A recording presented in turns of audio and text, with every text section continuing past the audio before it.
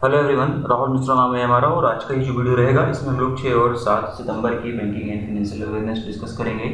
अपने पिछले वीडियोस में हम लोगों ने 5 सितंबर तक की चीज़ों को डिस्कस कर लिया था और उससे आगे 2 दिन का और हम लोग यहाँ पे पढ़ेंगे।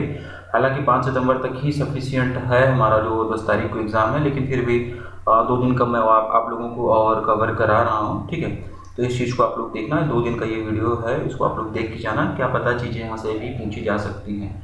7 सितंबर से आगे तो पूछे जाने का कोई ना कोई मतलब कोई भी चांस है ही नहीं है। ठीक है ना, तो 2 दिन का ये वीडियो छोटा सा रहेगा और यूट्यूब पे फ्री में रहेगा, पेड यूजर्स के लिए भी और सारे यूजर्स के लिए भी। तो पीडीएफ कोर्स वाले जो भी हैं वो लोग भी इस वीडियो को यूट्यूब से देख कर जाएंगे। साथ ही साथ में भी G20 वाला इवेंट चल रहा है इंडिया में। ठीक है, तो थोड़ा बहुत इससे संबंधित जो भी न्यूज़ आपको मिलेगी ना किसी दूसरे प्लेटफॉर्म से, करंट अफेयर्स वाला जहाँ पर थोड़ा बहुत बैंकिंग का इन्वॉल्वमेंट है, उसको देख लेना। मेरा कहने का मतलब ये है कि G20 से संबंधित जो भी न्यूज़ होंगी जो थोड़ा सा इंपॉर्टेंट लगेगा वो किसी दूसरी वेबसाइट से, जहाँ से करंट अफेयर्स वगैरह आप लोग रेगुलर पढ़ते रहे होंगे या नहीं भी पढ़ते रहे होंगे, तो G20 के जो इंपॉर्टेंट पॉइंट्स हैं वो किसी वेबसाइट से या द हिंदू वगैरह से आप लोग देख लेना। द हिंदू वगैरह पे जाने की सलाह मैं आपको नहीं दूंगा क्योंकि बहुत सारा भर के कंटेंट में रहेगा, तो उसमें से छांटना पड़ जाएगा आप लोगों को क्या इंपॉर्टेंट है क्या नहीं। इससे बेहतर यही रहेगा कि कोई भी एजुकेशनल वेबसाइट जो कि कॉम्पिटेटिव एग्जाम की तैयारी वगैरह कराती है, वहाँ पे जाके आप लोग थोड़ा सा ये करंट अफेयर्स पढ़ लीजिएगा। G20 से संबंधित कुछ एक न्यूज़ आप लोग पढ़ लीजिएगा, ऐसा ना हो कि एकदम ब्लैंक होके आप लोग जा रहे हैं। वेन्यूज़ वगैरह देख लीजिएगा, G20 में कितने देश वगैरह आते हैं, क्या थीम है, मतलब कैसे क्या क्या है, इस तरीके से आप लोग थोड़ा सा एक बार इसका मोटा मोटा ओवरव्यू कहीं ना कहीं से ले लीजिएगा। ठीक है, देखो पहला क्वेश्चन क्या बोला है। In order to enable merchants to accept both mobile and card payments across Visa, Mastercard, Amex and RuPay network through Soundbox with tap and pay features, so which company has recently launched industry first Soundbox? ठीक है, व्यापारियों को tap and पे की सुविधा के साथ में साउंडबॉक्स के माध्यम से सभी वीज़ा, मास्टर कार्ड, एमएक्स और रुपे नेटवर्क पर मोबाइल और कार्ड दोनों से भुगतान स्वीकार करने में सक्षम बनाने के लिए किस कंपनी ने हाल ही में उद्योग का पहला साउंड बॉक्स लॉन्च किया है? ये इसका मतलब हिंदी में मतलब है और ऑप्शंस आप लोगों के सामने दिए गए हैं। पेटीएम ऑप्शन नंबर 20 का और राइट आंसर, बस इतना हम लोग करेंगे। टैप एंड पे के जरिए मर्चेंट्स रुपीज़ जो है 5000, टैप एंड पे के जरिए व्यापारी जो है वो 5000 रुपये तक का कार्ड पेमेंट एक्सेप्ट कर पाएंगे 11 भाषाओं में। लैंग्वेज की अगर हम लोग बात करें तो जो साउंड बॉक्स है ये 11 भाषाओं में ये साउंड बॉक्स जो है वो अभी मतलब अलर्ट प्रोवाइड करेगा। ठीक है, इससे ज़्यादा और बहुत ज़्यादा डीप में नहीं जाएंगे, ये चीज़ें आप लोग याद रखना। पेटीएम याद रखना, साउंड बॉक्स याद रखना, ठीक है, और 11 भाषाओं में होगा। ये सारी चीज़ें आप लोग मतलब इसको याद रखना। ठीक है, आगे बढ़ते हैं। एक और शानदार क्वेश्चन आप लोगों के सामने है। RBI has recently on 4 September 2023 released circular titled Operation of pre-sanctioned credit lines at banks through UPI. Which of the following points is are correct related to this? ठीक है, RBI का एक सर्कुलर आया हुआ है और ये RBI कहता है वाले सेक्शन में ना डाल के मैंने यहाँ पे क्वेश्चन के फॉर्मेट में फ्रेम कर लिया है क्योंकि हो सकता है कि PDF इन 2 दिनों की आप लोगों की ना मिल पाए। तो यहाँ पर ये आप लोग मतलब देख रहे हैं कि क्या इसमें कहा गया है। ठीक है, RBI ने हाल ही में 4 सितंबर 2023 को यूनिफाइड पेमेंट इंटरफेस UPI के माध्यम से बैंकों में पूर्व स्वीकृत क्रेडिट लाइन का संचालन शीर्षक से एक परिपत्र जारी किया है। इससे संबंधित निम्नलिखित में से कौन सा बिंदु या कौन से बिंदु सही है, ये इसमें पूछा गया है। और आप लोग जब देख रहे होंगे तो यहाँ पे 4-5 पॉइंट्स दिए गए हैं। इन पॉइंट्स में से कौन कौन सा पॉइंट सही है ये इसमें बेसिकली पूछा गया है और इसका जो आंसर हो जाएगा option number A is the all correct. इस वीडियो को यहीं पे पॉज करके, मैं भी स्क्रीन पे कुछ लिखा नहीं हूँ, इस वीडियो को पॉज करके सारे के सारे पॉइंट्स एक बार पढ़ लो। ठीक है, और इसमें से जो इंपॉर्टेंट चीज़ है वो मैं आपको बता रहा हूँ। ठीक है, इसमें से जो इंपॉर्टेंट जहाँ से क्वेश्चंस पूछे जाने वाले हैं वो मैं बता रहा हूँ। पहला पॉइंट इंपॉर्टेंट है, circular applies to schedule commercial bank excluding payments bank, small finance bank and regional rural bank. मतलब कि ये जो सर्कुलर आया हुआ है ये शेड्यूल कॉमर्शियल बैंकों पर तो लागू होगा, लेकिन payment bank, small finance bank और रीजनल रूरल बैंक RRB जिसका आप लोग एग्जाम दे जा रहे हैं उस पर लागू नहीं होगा। पहली चीज़ आप लोग ये याद रख लेना। 4 सितंबर 2023 को मतलब याद कर लेना, इस डेट को सर्कुलर आया और इसी डेट से ये प्रभावी हो गया। ठीक है, इसके साथ साथ में एक ये भी आप लोग याद कर लेना, section 10 to read with section 18 of the payment and settlement system act 2007। ठीक है, इसी के तहत में ये डायरेक्शन जो है वो मतलब इशू किया गया। तो ये 2 चीज़ यहाँ पे आप लोग याद करना है। एक ये चीज़ याद कर लेना किसके किसके लिए एप्लीकेबल नहीं होगा, सेक्शन याद कर लेना, डेट आप लोग ये याद कर लेना। ठीक है, और थोड़ा सा चीज़ों को और एक्सटेंड करते हैं। 6 अप्रैल 2023 को RBI की प्रेस रिलीज हुई थी। ठीक है, मॉनेटरी पॉलिसी मीटिंग वाली जो हिसाब किताब हुआ था उस टाइम पे, और उस टाइम पे यूपीआई के स्कोप को बढ़ाने के लिए आरबीआई ने अपनी मॉनेटरी पॉलिसी वाली जो प्रेस रिलीज हुई थी उसमें कहा था, और अब जाकर एक विस्तृत गाइडलाइन जारी कर दिया है आरबीआई ने। और विस्तृत गाइडलाइन के जरिए आरबीआई ने 4 सितंबर 2023 से बैंकों से प्री सैंक्शनड क्रेडिट लाइंस यानी कि प्री अप्रूव्ड लोन से यूपीआई ट्रांजैक्शंस को इनेबल कर दिया है। यही इस मतलब सर्कुलर में कहा गया है। टेक्निकल चीज़ें मैंने बता दी हैं आप लोगों को, डेट वोट कैसे क्या क्या याद रखना है, जहाँ से क्वेश्चन फ्रेम होने के ज़्यादा चांसेस हैं। और आसान भाषा में अगर हम लोग इसको समझें तो जो प्री अप्रूव्ड लोन होता है, ये तो पता ही होगा आप लोगों को प्री अप्रूव्ड लोन क्या होता है। मतलब कि पहले से अप्रूव्ड जो लोन होता है उससे यूपीआई ट्रांजैक्शंस को इनेबल कर दिया गया है। ठीक है, और थोड़ा सा मैं आसान कर दे रहा हूँ, हालांकि इतनी आसान भाषा में बता दिया गया, आप लोगों को समझ में आ गया होगा, लेकिन फिर भी थोड़ा सा और आसान में करता हूँ जिससे कि चीज़ें और ज़्यादा समझ में आ जाएँ। तो इस सर्कुलर के आ जाने के बाद में इस सुविधा के तहत ग्राहकों की पूर्व सहमति से शेड्यूल्ड कॉमर्शियल बैंक्स द्वारा व्यक्तियों को जारी प्री सैंक्शनड क्रेडिट लाइन के माध्यम से पेमेंट यूपीआई सिस्टम का उपयोग करके ट्रांजैक्शंस के लिए सक्षम कर दिया जाता है। और 6 अप्रैल को एमपीसी की जो मीटिंग हुई थी उसी में इसका डिसीजन लिया गया था, और अब जाकर एक विस्तृत मतलब गाइडलाइन, विस्तृत डिटेल्ड सर्कुलर आरबीआई के द्वारा जारी कर दिया है, और ये तत्काल प्रभाव से ये लागू कर दिया गया है। ठीक है, ये सारी चीज़ें आप लोग जो है मतलब याद कर लेना, यहाँ से इस सर्कुलर से ये चीज़ें पूछे जाने के पूरे चांसेस हैं। बाकी ये सारे के सारे पॉइंट्स एक बार आप पढ़ लीजिएगा। ठीक है, जब स्क्रीन पे कुछ नहीं लिखा तो उस टाइम पे आप लोग उसको एक बार पढ़ लीजिएगा, तो चीज़ें आपको याद लग जाएंगी। ठीक है, आगे बढ़ते हैं। In order to deploy new front-end banking apps, which bank has recently collaborated with IBM? नए फ्रंट-एंड बैंकिंग एप्स को तैनात करने के लिए, डिप्लॉय करने के लिए किस बैंक ने हाल ही में IBM के साथ में सहयोग किया है, कोलैबोरेशन किया है, ये इसमें पूछा गया है। Option number C, Indian bank is the right answer. ठीक है ना। अभी और मतलब बेसिकली ये जो कोलैबोरेशन हुआ है ये इंडियन बैंक का एक इनिशिएटिव है जिसका नाम है प्रोजेक्ट पैराडाइज।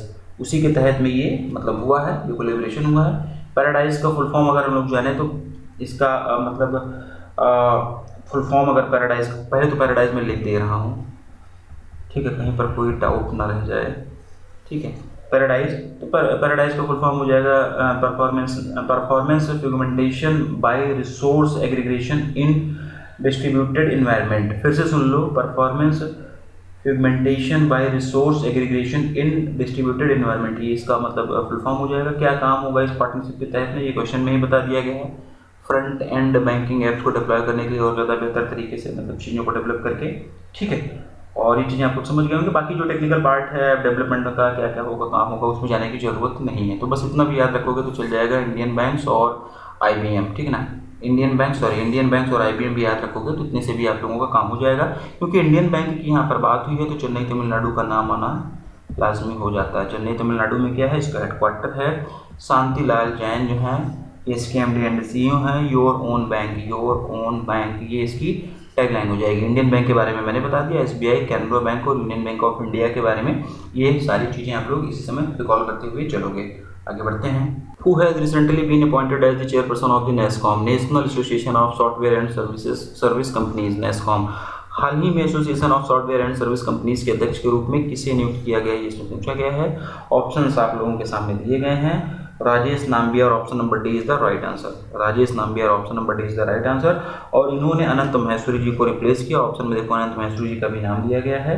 और ये राजेश नाम्बियार जी जो है वो वर्तमान में कॉग्निजेंट, ठीक है ना, कॉग्निजेंट इंडिया, ये IT की कंपनी है, IT में मतलब अच्छी ठीक ठाक लेवल की कंपनी है। और अभी वर्तमान में ये राजेश नाम्बियार जी जो है वो कॉग्निजेंट इंडिया में उसके CMD हैं, चीफ मैनेजिंग डायरेक्टर है। NASSCOM की यहाँ पर भी बात हुई है, इसका हेडक्वार्टर जो है वो नोएडा उत्तर प्रदेश में हो जाएगा।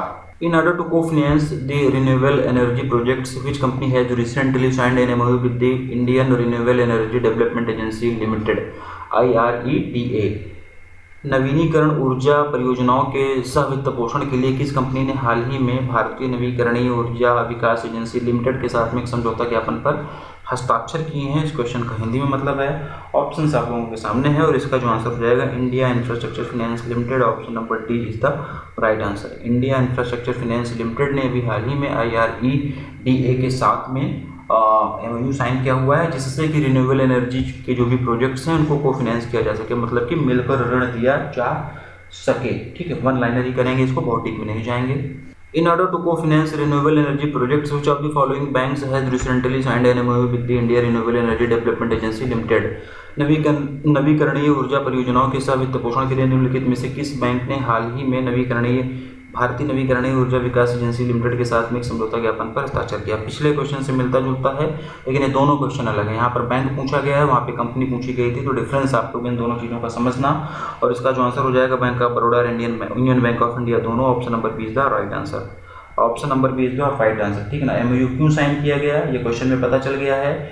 IREDA जो है एक मिनी रत्ना कंपनी है जो कि ministry of new renewable energy के अंतर्गत आती है, ठीक है। बैंक ऑफ इंडिया और यूनियन बैंक ऑफ बड़ौदा और यूनियन बैंक ऑफ इंडिया, इन दोनों ने साइन किया हुआ है, तो इन दोनों का भी आप लोग याद रखना नाम।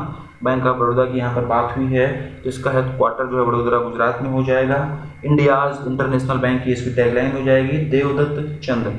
मैं ये चीज़ लिख दे रहा हूँ, देवदत्त चंद, ये इसके बैंक ऑफ बड़ौदा के MD एंड CEO हो जाएंगे। यूनियन बैंक ऑफ इंडिया की भी हम लोग बात करेंगे, तो मुंबई महाराष्ट्र में इसका हेडक्वार्टर हो जाएगा किसका? यूनियन बैंक ऑफ इंडिया का। Good people to bank with, good people to bank with, ये इसकी टैगलाइन हो जाएगी। ए मनी मेखलाई जो है वो इसके क्या हो जाएंगे? MD एंड CEO हो जाएंगे। बाकी ऑप्शन में कैनरा बैंक भी दिया है, तो इसके बारे में भी आप लोग चीज़ें रिकॉल कर लेना इसी टाइम पे। आगे बढ़ते हैं। Which life insurance company has recently introduced life as plan in non-linked participating individual life insurance savings plan? किस जीवन बीमा कंपनी ने हाल ही में लाइफ एस नामक योजना, एक गैर लिंक्ड भाग लेने वाली व्यक्तिगत जीवन बीमा बचत योजना शुरू की है?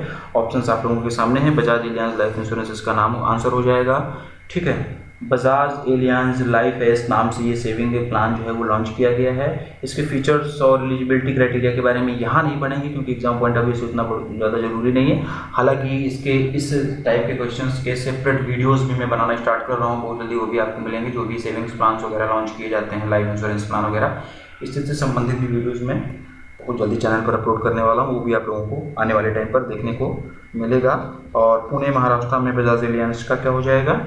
हेडक्वार्टर हो जाएगा, ठीक है। तरुण चुग जो हो जाएंगे वो इसके MD एंड CEO हो जाएंगे। आगे बढ़ते हैं। Which bank has recently introduced UPI interoperability for its digital rupees, also called central bank digital currency? हाल ही में किस बैंक ने अपने डिजिटल रुपए, जिसे कि सेंट्रल बैंक डिजिटल करेंसी भी कहा जाता है, उसके लिए यूनिफाइड पेमेंट इंटरफेस इंटरऑपरेबिलिटी पेश की है? Question exam point of view से बहुत बढ़िया है।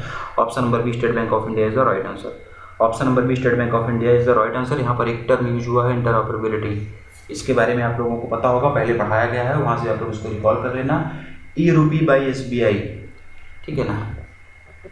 ई-रूपी बाई SBI एप्लीकेशन के माध्यम से CBDC उपयोगकर्ता अब मर्चेंट UPI QR कोड को स्कैन करके तेजी से और सुरक्षित लेन देन कर सकते हैं।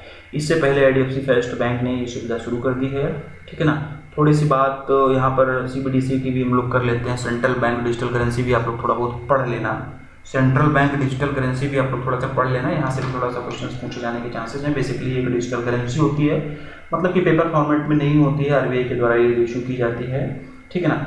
और बस CBDC के बारे में पहले पढ़ाया गया, तो चीज़ें आप लोग थोड़ा सा मतलब वहाँ पे रिकॉल कर लीजिएगा एक बार, थोड़ा सा उससे संबंधित जो भी पॉइंट्स हैं, ब्रांचिंग डेट रोटी, सारी चीज़ें आप लोग याद करना। और ऑप्शन में जितने भी बैंकें दी गई हैं, headquarter, tagline, MD and CEO, establishment year, और हाल फिलहाल में अगर किसी ऐप की वजह से, किसी स्कीम की वजह से ये चर्चा में रही हैं, तो वो चीज़ भी आप लोग इसी समय रिकॉल कर लीजिएगा, ठीक है। आगे बढ़ते हैं। कुछ कंपनी है recently launched India's first white label ATM UPI automated teller machine in association with National Payments Corporation of India?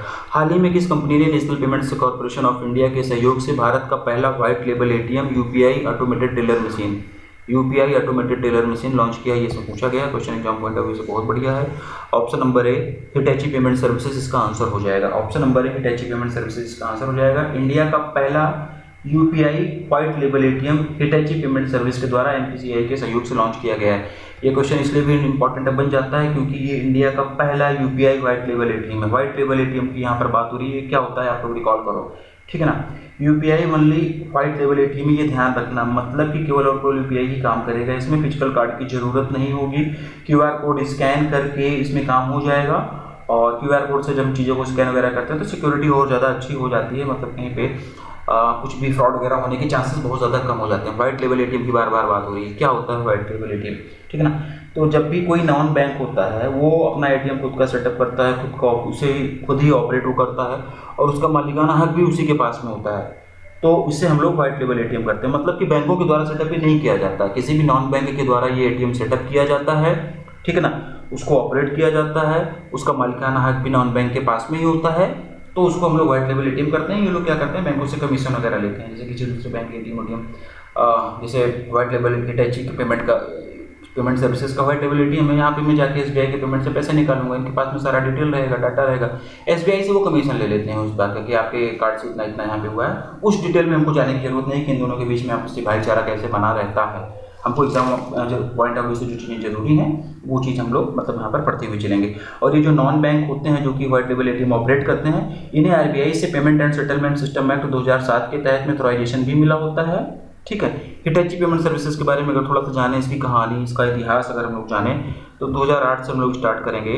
2008 में प्रिज्म पेमेंट सर्विसेज कंपनी को इस्टेब्लिश किया गया था, जिसे 2014 में हिटैची ने एक्वायर कर लिया और 2015 में एक्वायर करने के बाद में इसकी रीब्रांडिंग कर दी गई, इसका नाम बदल दिया गया और इसका नाम बदलकर हिटैची पेमेंट सर्विसेज कर दिया गया, ठीक है ना। हिटैची पेमेंट सर्विसेज की बात हुई है तो मुंबई महाराष्ट्र में इसका हेडक्वार्टर हो जाएगा, ठीक है। अगला और लास्ट क्वेश्चन देखते हैं हम लोग इस वीडियो का।